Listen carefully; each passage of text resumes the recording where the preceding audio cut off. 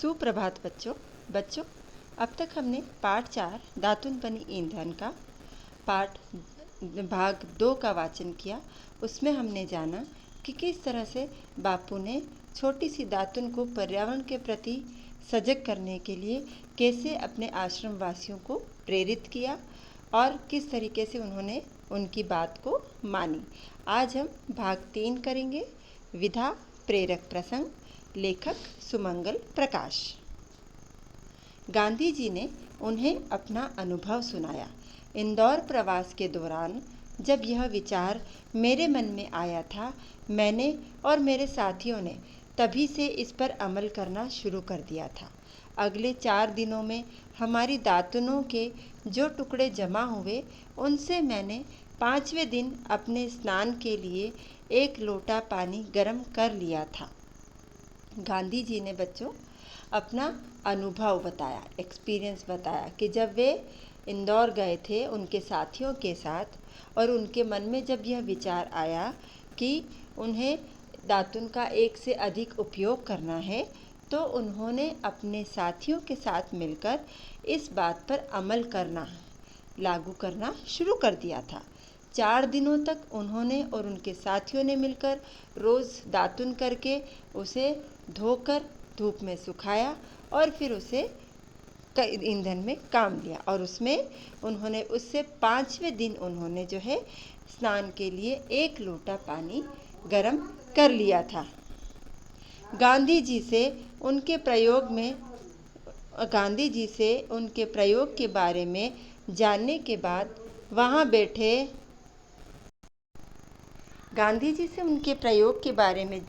बाद वहाँ बैठे सभी श्रोताओं का अर्थ होता है बच्चा सुनने वालों को लगा कि हाँ, यह हो तो सकता है। दातुन की दातुन और ईंधन का ईंधन। जब वहाँ बैठे सभी लोग सुन रहे थे तो उन्होंने कहा, हाँ वाकई हम लोग ऐसा कर तो सकते हैं कि इससे दातुन की दातुन भी हो जाएगी और ईंधन का ईंधन भी हो जाएगा। गांधी जी ने उसी दिन आश्रम के एक बरामदे में 1 बाल्टी टंगवा दी। यह सूचना प्रसारित कर दी गई कि अगली सुबह से प्रत्येक आश्रमवासी दातुन करने के बाद दातुन के दोनों टुकड़ों को धोकर उस बाल्टी के हवाले करेगा। 10 बजे के आसपास कोई एक व्यक्ति उस बाल्टी में जमा हुए सभी टुकड़े धूप में सूखने के लिए फैलाएगा। सूखे हुए टुकड़े कोयले वाली कोठरी में पहुंचाए जाएंगे और बाद में ईंधन के काम में लाए जाएंगे। अगले दिन से जब सभी आश्रमवासियों ने गांधी जी की बात मान ली, तो उन्होंने अगले दिन से बरामदे में 1 बाल्टी टंगवा दी और यह सूचना सब तरफ फैला दी कि अब सुबह से सभी लोग जो हैं अपनी दातुन जो हैं उनको धोकर उसको उस बाल्टी में डाल देंगे। 10 बजे के आसपास एक व्यक्ति आएगा और उस बाल्टी में जितने भी दातुन के टुकड़े जमा हुए हैं उन सभी को धूप में सुखा देगा और जब वे सूख जाएंगे तो उन टुकड़ों को कोयले वाली कोठरी में पहुंचा दिया जाएगा और उसके बाद में उन्हें ईंधन के जलाने के काम में लिया जाएगा। गांधी जी की इस सीख और विधि की बदौलत कुछ न समझी जाने वाली दातुन भी पर्यावरण की रक्षा में अपना योगदान देने में समर्थ हो गई। तो बच्चों, गांधी जी की जो यह शिक्षा थी, यह उनकी बदौलत जो एक छोटी सी दातुन थी वह भी पर्यावरण की रक्षा में अपना योगदान, अपना भाग देने में समर्थ हो गई। तो बच्चों, हमारा पाठ का वाचन यहीं समाप्त होता है। अब हम इसके शब्दार्थ कर लेते हैं। शब्दार्थ ज्ञान: निर्देश, आदेश, हिदायत। शीर्ष सबसे ऊपर, मुद्रित छपा हुआ। पृष्ठभाग पिछला हिस्सा, सचेत जागरूक, उजागर जाहिर प्रकट। प्रवास परदेश अथवा दूसरे स्थान पर जाकर रहना। प्रसारित फैला हुआ, प्रसार किया हुआ। विधि तरीका, उपाय, ढंग। समर्थ योग्य, शक्तिशाली, उपयुक्त। मुहावरा: दूर की कौड़ी लाना, बहुत दूर की बात से संबंध जोड़ना। बताओ प्रश्न। अच्छा बच्चों, प्रश्नों के उत्तर दीजिए।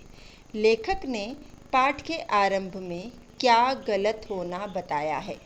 जब लेखक ने शुरू में पाठ का बताया तो उसमें उन्होंने सबसे पहले क्या बताया, क्या गलत होना बताया?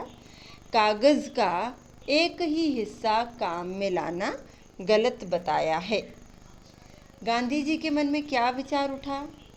उत्तर है, गांधी जी के मन में दातुन का एक से अधिक उपयोग करने के बारे में विचार उठा। आश्रमवासी गांधी जी के विचार से सहमत क्यों नहीं थे? उत्तर है, आश्रमवासी गांधी जी के विचार से इसलिए सहमत नहीं थे क्योंकि उनका मानना था कि छोटी सी दातुन से कितना ईंधन बनेगा। पाठ के अंत में क्या हुआ?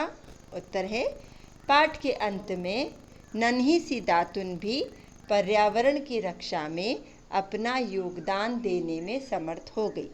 बच्चों, हमारा यहाँ तक का बताओ प्रश्न तक का हमारा पुस्तक कार्य भी समाप्त हो चुका है। इसके आगे का पुस्तक कार्य हम कल अगले भाग में करेंगे। तो आप सभी इनको शब्दार्थ को और बताओ प्रश्न को अच्छे से याद करें। अच्छा बच्चों, धन्यवाद।